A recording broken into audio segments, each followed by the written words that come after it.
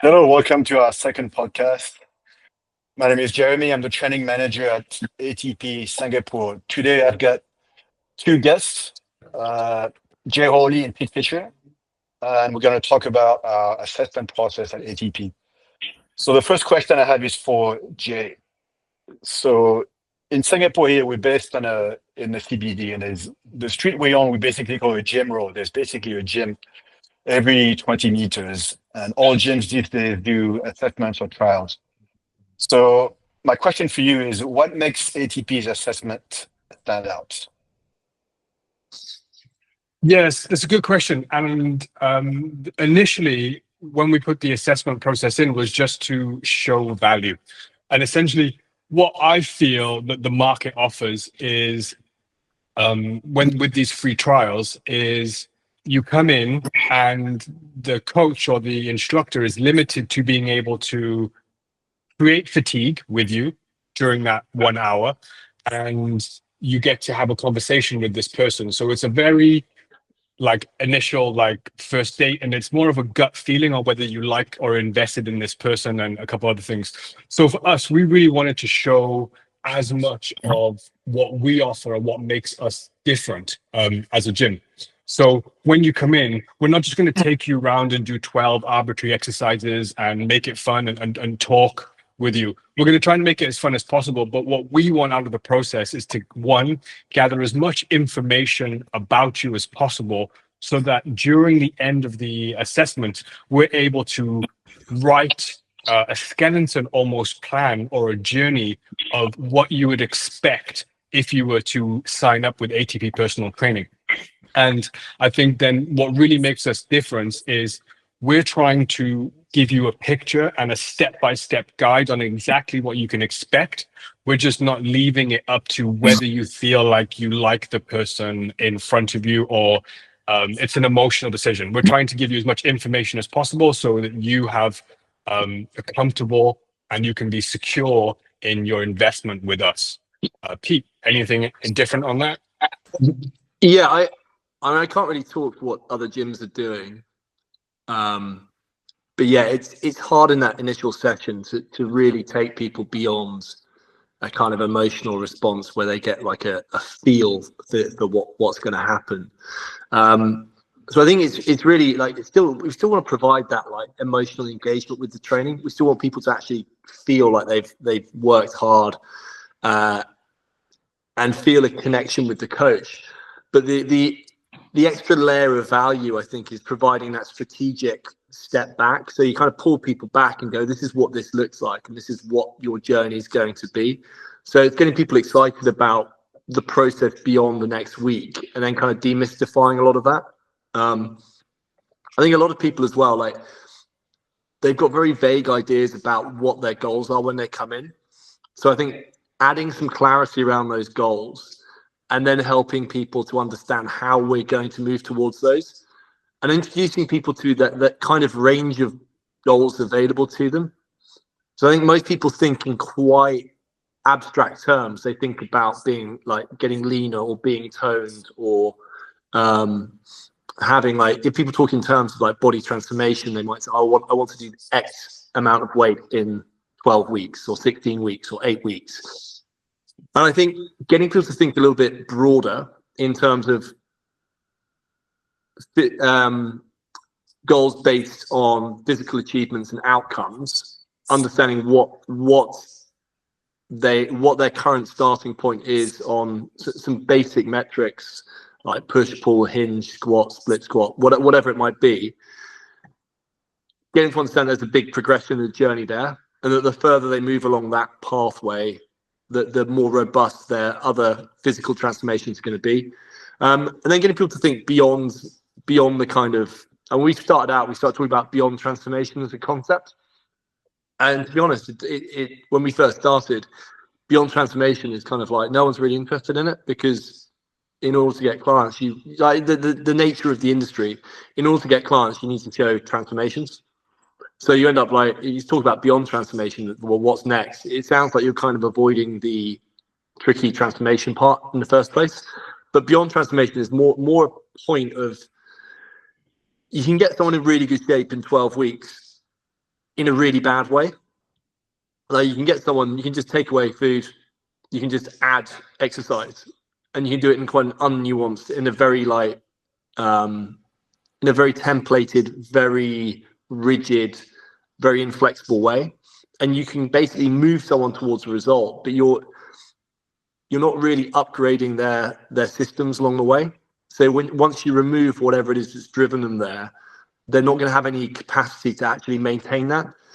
And that I think is really, really detrimental to people. I think it's almost like it establishes a really like all or nothing mindset with training and nutrition and health, where people are either pursuing a kind of transformation for a very short period of time, or they're doing nothing. They're back to doing what they were doing before. They're going out for drinks all the time. They're not being mindful around food. Their energy, their output levels in terms of activity drop off hugely as well. So I think using that initial period of time we have with people to lock in the physical transformation, because actually the truth is that's relatively straightforward and easy to achieve. It's built around consistency, compliance, and adherence to the plan. And it's largely driven by nutrition as well. But understanding that they can layer and achieve much more within that time frame. They can get to the end of 12 weeks and be gaunt and hungry and miserable and overtrained, or they can get to the end of 12 weeks and feel very strong, feel very mobile, feel that they've actually ticked off a lot of other achievements along the way, and also understand that they're in a really good position through the education we provide to take themselves in whatever direction they want, if they want to carry on their own. So that's part of, I think, laying that out in our trial, in our first session, gives people a good sense of what they can achieve beyond purely that physical transformation. Yeah, that's a good point, actually. So we have people coming in, and to your point is, if you don't plan for past 12 weeks, you don't really need to take that much information, because you can force anyone into a single method for 12 weeks. You know, you can just say, just do A, B, and C for 12 weeks, and then you're going to be in shape, more or less. Whereas what we're really trying to do is get all of that information so that we know what potentially we could do with you over the course of like 12 or 24 months. And I'm not saying you have to be around with us for 24 months, but I think that it's demonstrating from the beginning that we do have your future's best interests in mind, and we're not purely looking at this as a, like you just said, as a race to that finish line of 12 weeks where you have that photograph and there's nothing beyond that. You're either going to go backwards, or you're just going to need to keep white knuckling it on whatever nutrition and training protocol that you have that may or may not line up with your lifestyle. So yeah, I guess to summarize your question, Jeremy, it gives us a lot of information on exactly where people are starting, where their point A is. So just like Google Maps, we know the exact directions because we've done it so many times to get them to their point B, which is their first transformation. And with that metaphor in mind, we're really planning for future journeys and future things that you can do with this new body. Yeah, that's great. Thanks for that. So that obviously, Jade, you helped design this assessment, and it's quite comprehensive. It's takes about 90 minutes for someone to go through it. We collect a lot of objective data during the assessment. Can you explain what ATP does with it? You know, there's tests that you do. We assess BMI, body fat percentage, resting heart rate. We measure movement quality, mobility, strength. Can you go into more details about how we assess these numbers? Yeah, so the way we break down our system at ATP is we have like 3 buckets that we can generally put our service into. If you want to look at the goal setting and the psychology behind that, that could be like a 4th. But once we've started the coaching process, we have like your daily routines and behaviors. We have your nutritional like ability to follow in your meal plan, or where you are nutritionally wise with your meal plan. And then we have your physical capabilities.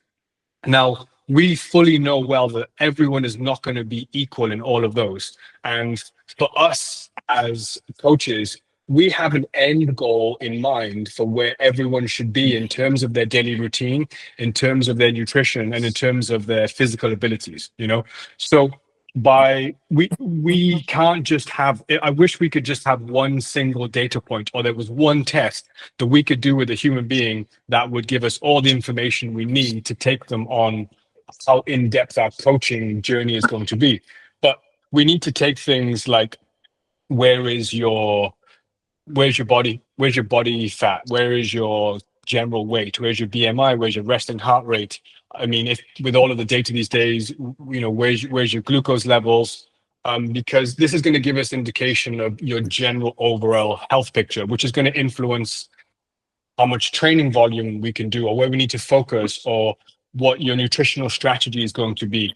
I think a lot of people, when they come into transformation in general, they have this preconceived notion of, you know, I just need to do A and B on repeat for this 12-week period. Now, I know that this is popularized by people getting in shape for movies and doing all these things, but like for us in this room that have been very, very consistent with our health and fitness, we could just do a 12-week block of pushing really hard and achieve great results. And obviously coming in and working really hard for 12 weeks for anybody is going to be a huge step in the right direction. But when people have like families and they have work commitments and they might not be sleeping and they're drinking way too much alcohol, we need to find the best approach for them that's really bespoke. And I know that bespoke is a very cliche term, but the reason, going back while we collect all these data points, is because it really does impact, one, the coaching decisions that we make, but two, we can actually demonstrate improvements in a lot of data points that actually matter. You know, when we look at things like body weight, body fat, BMI, we're speaking the same language that your doctor is speaking. We're not just doing things that only we can understand, and we're telling you that you're progressing. Like, I've been wearing a Whoop lately, and it says, "Oh, your Whoop age is this." That means nothing to nobody else. I don't even know what that means. That only means things to other Whoop wearers. But by actually taking data points that are universally recognized, you can have conversations with future doctors, current people, and all these different bits and pieces. So that's why we collect so many data points, is one, for a bespoke offering, and two, because we can actually show progress in these data points that actually are on the record, that do change people's lives. Yeah, that makes sense. Thanks for the explanation. So this next question is for you, Pete. So let's say I'm client Joe. I'm a senior executive. You know, I work down the street. I'm 45 years old, and you've done an assessment on me, and my BMI is 30, so I'm technically obese. I'm 28% body fat. I have back pain. I've done hinge. I'm not able to hinge. I have left knee pain. I have poor mobility in my ankles, and I have left shoulder pain. What would you tell me? Like this, I'm sitting in front of you. If you've done the assessment, what would you have me do at this point?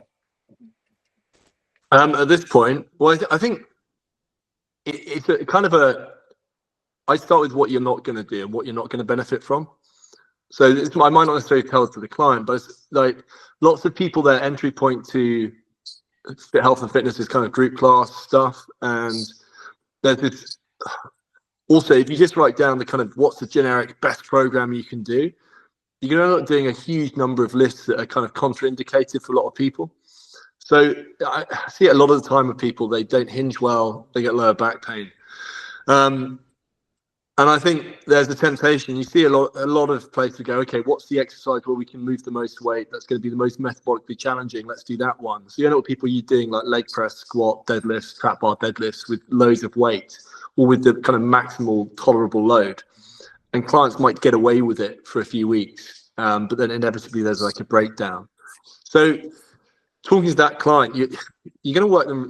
I think you need to reassure people that along the way, even taking into account their injuries, you are going to work them really hard. Just because you can't do like conventional big lifts right from the get-go doesn't mean you're going to be taking it easy or doing rehab or doing stability ball exercises or like more of a physio experience. That's not the case at all. Rehab when done properly, is indistinguishable from proper training. It's really hard work. So what you're going to do is regress people. So this guy, 45 years old, right?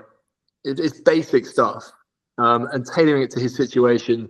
You're going to look at what he can tolerate in terms of posterior chain work. Probably going to do some isolated hamstring work. Going to do some isolated bridging work. Probably, I mean, just some basic hip extension. Maybe even just doing like glute bridging patterns to get some kind of movement through there. But you're going to try and move someone towards a position that you can actually load relatively intelligently.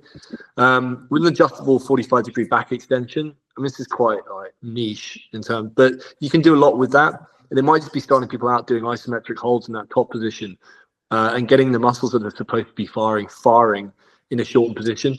That's going to be a really good starting point for a lot of people. Knee pain also, like if you're looking at lower back and knee pain, often these things are related to issues around the hip. So you're going to do some kind of like hip range of motion stuff, hip internal external rotation work, but it's not going to be the dominant thing that you do during the session. It's going to be what you do during rest periods between other exercises. So the key thing for getting a client is to understand that they're going to be in safe hands. They need to be reassured they are going to be working hard, that they're going to be challenged physically every session. But there's so much time just to actually fill during a session when you go, okay, right, you come in, we're going to start working whatever, upper body. We can do a push-pull. If they've got shoulder pain, you just need to isolate at what point in the range that pain's coming in for that left side. The likelihood is it's going to be tied to some lower body dysfunction as well. So typically there's that left shoulder, right hip combination seems to trigger people. So you're going to take people through and you're going to see what they can actually do on the gym floor. So you get all that information around what their kind of background history is. You take that initial starting data from their history, and you need to cross-reference that with what you're actually seeing in terms of compensations on the gym floor. And this is where it becomes a little bit more of an art form and less of a science. Is you're going to look at how they move, look at how they hinge, look at where their compensations happen. And it doesn't mean you're just going to get them balancing on one leg for an hour. It means you're going to get them doing range of motion that they have control of. It means you're going to try and increase that range of motion over time. And it means you're going to increase loading on that range of motion to lock in that ability as well. So in terms of what we do in terms of training program, we're not going to rewrite the entire thing. We're going to go, okay, they need to be doing this type of movement. These are their current limitations. This is the regression we use. And then we're going to progress them over time in terms of load, range of motion, and then potentially movement complexity. So what might start out quite isolated will move towards being a bigger compound lift. In terms of nutrition, nutrition is just, the way I like to think of it is, once people understand that you have a certain amount of like calories to spend, you have a certain amount of protein that you need to get, I like people to think about, once you've got your kind of calorie target or your calorie goal for the day, and this requires people to actually track a little bit early on, and most 99% of clients benefit tremendously from spending about a month at least tracking what they're eating and being quite meticulous, because this behavior is like an upgrade to their food operating system, and it buys them so much more freedom later on. So you have your calorie goal, you'll have a protein goal, and then you'll be trying to eat a good amount of fruits, vegetables, and getting your kind of nutrients covered. And then I just like the concept of like discretionary calories being built in as well. And that makes it very realistic for people. So you have discretionary calories, you can kind of spend them how you want. Like if your calorie goal is 2,000 calories and your protein goal is 180 grams of protein, 200 grams of protein, and you're ticking your nutritional bases, I don't really mind what you do with the rest of it. And that's kind of like, ideally, like perfect world, clients are going to be spending those calories on things that make them feel fullest and help them stick to the diet plan as well as possible. But equally, you've got to recognize the psychological component that what provides the most nutritional satiety or benefits or nutrient density might not be the thing that helps them stick to the diet when they have to go out for client dinner, or when they have a brunch, or when they have a birthday party, or whatever it is. So having discretionary calories as a concept means they can spend, most of the time, they should be spending those calories on maximum volume of food. So like for me, that's going to be really simple stuff. It might be, if I've got like 500-600 calories discretionary spend, having covered everything else off, I can eat more fruit. Like fruit typically is lots of volume. You can eat a few hundred grams of berries for not much in the way of calories, and it's pretty filling. Low-fat Greek yogurt, high amount of volume of food, pretty low in terms of calories spent. And again, you're still getting a good amount of protein. You're getting a lot of nutrients, getting fiber from the fruit. That's how I'm going to spend it. But equally, there might be like 10% of occasions where I actually want to pull calories and spend them on like 2 glasses of wine, or like just buying the ability to go to like a restaurant meal and not really be that switched on. And ultimately, like long term, those are the types of decision-making processes that allow clients to be more independent and to kind of relax into the diet and know that this is something they can sustain for a long period of time. And it's not something that is going to has like a really clearly defined, okay, I can't wait to go back to eating normally. So it's that integration of like getting good results, but building a kind of sustainability side to things as well. Yeah, that's great. Thanks for that. So my last question is for Jay. This is something that you brushed up on earlier, Pete. We have like, I'm in the office here. We have loads of transformations, so you guys can see them. But a lot of our clients who do transform, they end up staying with us. So how do you make changes to the diet? Like, this is what you just talked about just now. But at what point do you add calories? Are people on low calories the whole time? How do we actually coach them? When do they add carbohydrates? When do they change macros and so on?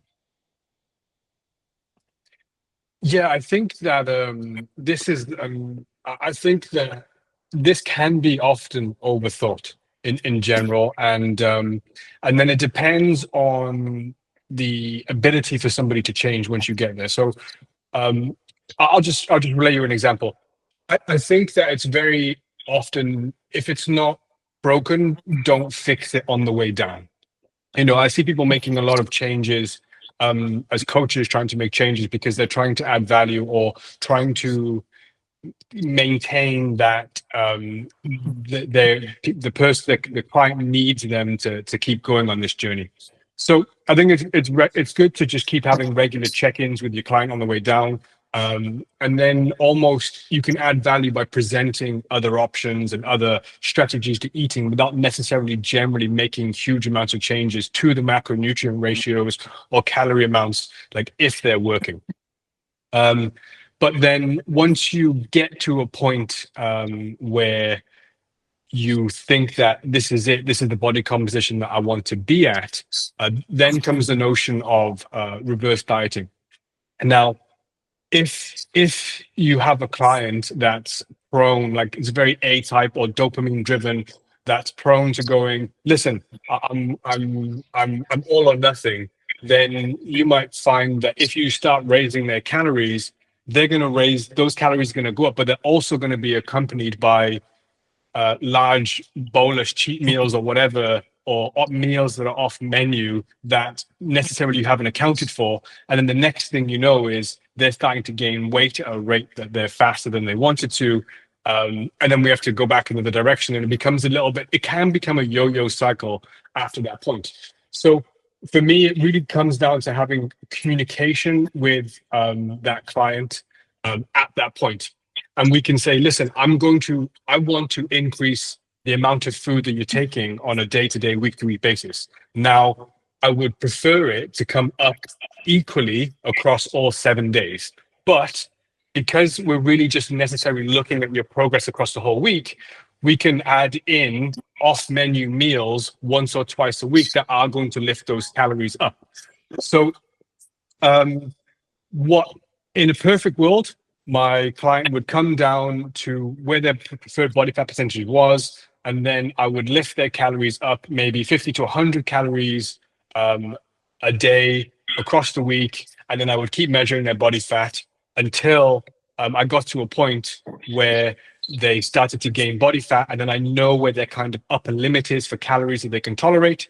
This might be over a 6 month, sorry, this might be over a 6 or 8 or 12 week process where we start to actually reverse the diet the way we came in. And then we know if we just pull down from 10%, we found a good maintenance level for their calories. Over this time, we would be adding in, I would want to make sure they have enough protein. I would probably build their fats to anywhere to about 1 gram per kg of body weight. And then the rest of these things can be carbohydrates after that, if that's their preferred fuel source. So some weeks I might add in 20 grams of fat carbs a day. Some weeks I might add in 10 grams of fat a day. It's just building the amount of energy coming in from their diet. But all that is good and well in theory, but when you're dealing with real people that suddenly go, look, I'm in great shape. I've got abs for the first time in my life.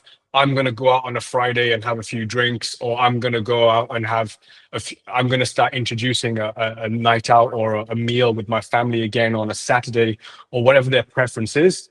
Then we might attribute an extra 500 calories to that meal. And that would be their whole calorie intake for the rest of the week. So it just comes down to the individual notion of who you're coaching and who's in front of you, and whether they still have the psychology to keep sticking to a plan that's rigid, or whether we want to build a lot of flexibility into their plan and just look at the sum of each week. Is my general answer. Yeah, I think that's pretty much it. It's like there's a kind of, again, there's like best practice, and that kind of looks like the same on paper, but then what you're really doing is like gauging the psychology of your clients and understanding what their tolerance is and what their expectations are. If there's someone who has undergone like a massive transformation and they've lost a really substantial amount of body fat to get to a point where they're in really good shape, like someone who's maybe lost, say, like 20 kilos, 25 kilos, chances are they've been with you for a long period of time, like probably at least, 25, 26 weeks to get that kind of outcome. They'll have had quite a long time to actually bed in those behaviors. So in a way, the fact that their starting point was so high is a long-term benefit because they've had longer to change their habits and behaviors over time. But equally, the psychology, they're now at a position where they're in like amazing shape, perhaps for the first time in their lives. You really want to like keep them there as long as you can, within a few % of their final kind of transformation point. So I think it goes hand in hand. It's why we do the assessment as well. It's why we measure progress across different metrics. The best thing you can do with a client is, at the same point that you're introducing changes in the nutrition plan, you want to kind of flip the script in terms of their training as well. And again, just setting different goals, like setting different performance goals to make this maintenance or like reverse diet phase more like psychologically attractive. Like, I think it's like maintenance isn't very sexy as a term. It's not hugely engaging for people. It's like preserving what you have isn't as exciting as achieving something that you've never achieved before. So the job of a coach like really switches up once they've actually got towards their target body fat level. Someone who's down to say like sub 10% or sub 12% body fat first time in their life,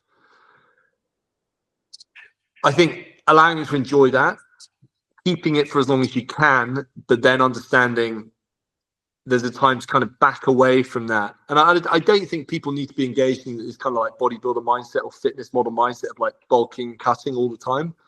And most people are actually much happier when they stay within shooting distance of their ideal body composition.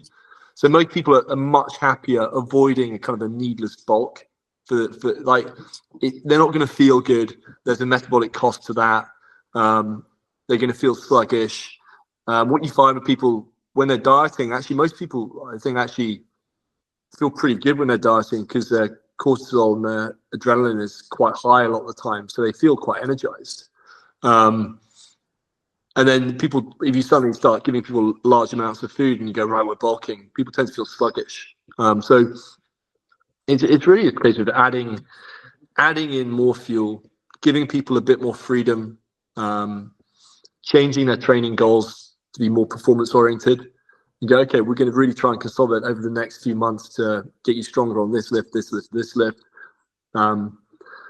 But just maintaining the same kind of mindset around trying to be as precise as we need to be. The thing that anchors it is just doing weekly check-ins in terms of body weight, just so we know, okay, we can go, okay, yeah, you put on a kilo since your photo shoot. It's probably just down to like water retention from having a couple more free meals. Nothing to panic about. Let's just keep going. But I think the largest thing that Jay, you picked up on is just the psychology. It's just need to make that maintenance phase as attractive as possible and make it feel and sound like a tangible goal, like a real goal, and not like an afterthought, not like we just want you to stick around. It's not that. It's like we want you to have a really good like maintenance phase for about this kind of like transition period of about 6 to 8 weeks post like transformation. We want you to have like a really good experience there, because that's going to keep you motivated and give you a really healthy perspective on health and fitness for the rest of your life if you do that well. If you do it really badly, it's going to have very negative consequences in terms of relationship with food can suffer. Like if anyone's dealt with like physique competitors, they tend to have like really terrible relationships with food. And they'll come in, they're almost unrecognizable about 6 to 8 weeks after doing any kind of competition. And then there's this kind of idea of permanently like either super restrictive or like no boundaries with food. So we don't really want to take clients in anywhere near that direction. There's a number of things we do, but I think a lot of it is just it's on the coach to really sell the client on the benefits of maintaining a degree of structure after achieving a goal, to enable them to then kick on and push in whatever direction they want to once they've achieved that, and then switching up goals to make it less physique oriented and more performance oriented, and understanding that driving performance will deliver a return. It's almost like investing in performance will make it easier to drive physique when you want to in the future as well. Yeah, thank you both for the detailed answers, and thank you everyone for listening. We'll see you guys next time.